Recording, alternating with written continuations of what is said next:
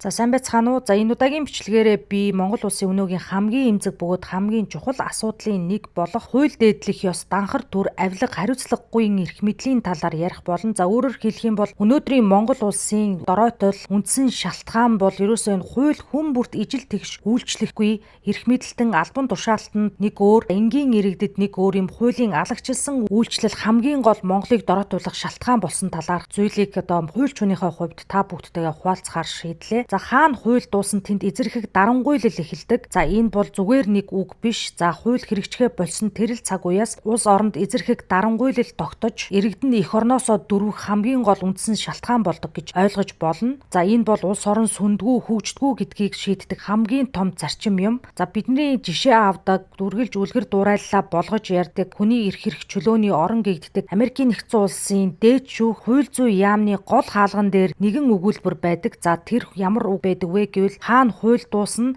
тэнд дарангуйлал эхэлдэг гэсэн ийм утга бүхий үг сийлэстэй байдаг. За энэ үгийг зүгээр ч нэг Америкийн нэгдсэн улс хуулийн хамгийн том хамгаалалтын бат цайз болсон дээд шүүх хуулийг хэрэгжүүлдэг хамгийн гол институт болох хууль зүйн яамн дээрээ бичсэн байдаг нь учиртай. За бид бүгд өнөөдөр Америкийн нэгдсэн улсыг хамгийн том хүчирхэг өндөр хөгжилтэй улс гэдгийг бүгд мэддэг. За Америкийн нэгдсэн улсын хөгжлийн нууцыг ч янз янзаар тайлбарлаж ирсэн. За гэхдээ Америкийн нэгдсэн улсын хөгжлийн нууц гэдэг нь ердөө л хүн бүрт хууль адил тэгш үйлчилдэг энэ зарчмыг хамгийн гол тулгуур зарчмаа болгосон. За энэ бол Америкийн төрийн философийн гол санаа нь ердөө ганцхан зүйл байдаг нь хууль хүн бүрт адил тэгш үйлчлэх ёстой гэсэн энэ зарчим үйлчилдэг. За ерөнхийлөгч байсан ч ялгаагүй, за саятан тэр бумтанч байсан ялгаагүй, гудамжинд амьдардаг хинч байсан ялгаагүй, хуулийн өмнө бүгд тэгш хэрэгтэй байдаг. Тийм учраас Америк бол өнөөдрийн ийм хүчирхэг орног бий болгож зохицлоосон байдаг. За Америкийн нэгдсэн улсад бол маш ухаантай хүмүүс амьдардаг биш. Тэд хамгийн баян учраас ч биш. Тэд алдаа гаргадаггүй учраас бүрч биш. Харин тэд бол нэг л зарчмыг төдийгөөс өдий хүртэл 200 гаруй жилийн түүхийн хугацаанд хамгаалж ирсэн учраас хүн хуулиас том биш, албан тушаал хуулиас том биш, төр хуулиас том биш. Тийм учраас иргэн төрөөсөө ерөөсөө огт айдаггүй, харин төр нь иргэнээсээ айж имэж ичдэг ийм нийгмийг бий болгож иргэдийн хууль дээдлэх ёс, хүний эрхийн дархлааг маш хүчтэй энэ зарчмыг барьснаар бол Америкийн нэгдсэн улс өнөөгийн хүчирхэг гүрнийг бий болгожээ. За одоо харин Монгол руугаа харцгаая. За Монголд өнөөдөр үнэхээр хууль хүн бүрт ижил тэгш үйлчилж байна уу гэсэн ийм том асуулт байгаа. За Монгол улсын үндсэн хууль ёсоор оршин суугаа хүн бүр хууль шүүхийн өмнө эрхтэгш байна гэж тунхаглаж заасан. За гэтэл бол яг өнөөдрийн байдлаар энэ үндсэн хуулийн заалт зарчим бол уруугаараа хэрэгжиж Монголын хамгийн том өнөөгийн сул дорой байдлын их үүсвэр болцоход байгаа ийм аюулын харанг дэлдээд байна. За өнөөдөр Монголд энгийн иргэн банкны зээлээ төлж чадахгүй бол данс нь битүүмжлэгддэг. Жижиг бизнес татвараа төлөхгүй хоцрох юм бол торгуулдаг, замын хөдөлгөөн зөрчил торгуул нь гар утсан дээр нь тэр дор нь ирдэг. Харин улсын мөнгө татвар төлөгчдийн мөнгийг завшсан албан тушаалууд тэдгээрийн хамаарал бүхий хүмүүсийн хэрэг нь яадаг вэ гэдэг талаар ярив. За төсвийн мөнгө алга болсон, за төсвийн хідэн их найд төгрөгийн зөрчил илэрсэ гэх мэт нийгэм, сошиал, олон нийт, хууль хяналтын байгууллагаас ч гэсэн мэдээлэл тухай бүртэн шуугаад л өнгөрдөг. За эдгээр төсвийн мөнгө тендерийн тухай асуудлууд, за хариуцлагын асуудал яригдаад тухай бүрт засгийн газар нь солигддог, за дарга нь солигддог. За ингээд хэрэг нь мартагдаад за ийм л жишг Монголд цикл мэт үргэлжилж байна. Бидний өнөөдөр ярьдаг хамгийн том асуудал нь бол нүүрс биш, алт биш, зис биш, газрын баялагч биш. Монголын хамгийн том асуудал бол хариуцлагагүй эрх мэдэлд оршиж байгаа. За хариуцлагагүй эрх мэдэл бол халуун төмөр атгсан сармагчантай адил гэж ярьдаг. За өөрийгөө ч төлнө, өөрөө л бусдыг ч төлнө, эцэст нь бүхнийг шатаадаг ийм зүйл байгаа. За өнөөдөр Монгол улсад бол асар том данхар, данхайс нь төрийн бүтцийг бий болж за энэ том асар том систем Монгол өөрөө залгиулж байгааг бол бид бүгдээрээ харж байна. За өнөөдөр Монголд төр ард түмнийхээ мөрөн дээр суусан аврах том ачаа шиг болсон байна. Иргэн бүр ажиллаж байна, иргэн бүр татвараа төлж байна, зээл төлж байна, үнийн өсөлттэй бүсээ чангалж тэмцэж байна.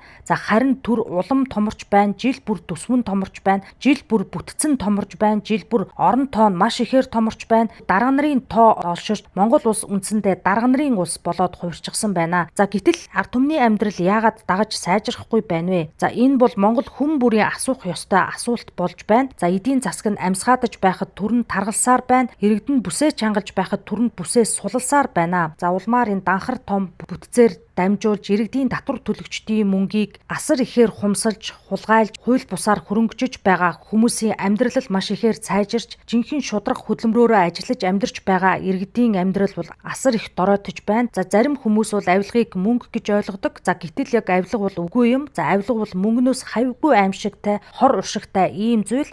Авилга гэдэг бол эмнэлгийн оргуу нас барсан хүмүүсийн нулимс. За авилга гэдэг сургуульгүй үлдсэн хүүхдүүдийн боломж. За авилга гэдэг дампуурсан бизнесийн хаалга. За авилга гэдэг бол эх орноосоо явсан залуугийн чемодан, шударгаар хөдөлмөрсөн хүний урам хугарсан тэрл мөчийг ойлгоно. За авилга бол зөвхөн мөнгөөр хулгайлагддаг зүйлс биш. За бидний ирээдүйд итгэх итгэлийг хулгайлж байна. За мөрөөдлийг хулгайлж байна. Улс орны хөгжлийг хулгайлж байна. Хамгийн аюултай нь яг энэ тохиолдолд авилгач биш, авилгатай эвлэрсэн нийгэм, дасан зогтсон хандлага бол бүгд л иддэг. Одоо яах вэ? Юу ч хийгээд өөрчлөгдөхгүй, хинч ялгаагүй гэсэн ийм хандлага байдаг. Ингэж хэлж эхэлсэн мөчөөс одоо авилга бол биднийг ялж байдаг. За хулгайч бол хулгай хийснээр улам хүчрэхэг болдоггүй. За харин хүмүүс нь дуугүй болсноор хүчрэхэг болдог. За өнөөдөр Монголд хамгийн их дутагдж байгаа зүйл бол мөнгө биш, уул уурхай биш. За гадаадын хөрөнгө оруулалтад ч биш, хамгийн дутагдж байгаа зүйл бол Монголд бол үнэхээр шударга ёс үгүй болж байна. Хуулийн өмнө хүн бүр эрхтгч байх энэ итгэл, за энэ итгэл сэргэхгүй бол ямар ч их найд төгрөг Монголыг аварч чадахгүй. За харин энэ итгэл сэргэх юм бол Монголыг бол одоо хөгжлийг түлхэх, хөгжилд хүрэхэд бол одоо юуч зогсоож чадахгүй. За учир нь хүчрэхэг улс гэдэг бол баялаг ихтэй улсыг огт хилдэггүй. Хүчрэхэг улс гэдэг нь хууль нь хүчтэй, иргэн нь эрх чөлөөтэй, төр нь хариуцлагатай улсыг хилдэг. Тиймээс өнөөдөр бидэнд хэрэгтэй хамгийн чухал зүйл бол хуулийн өмнө бүгд тэгш эрхтэй байх. Энэ зарчим бол Монгол улсад өнөөдөр хамгийн их өгүүлэгдэж байгаа хамгийн их хэрэгтэй зарчим. За хэрвээ энэ зарчим хэрэгжиж эхлэж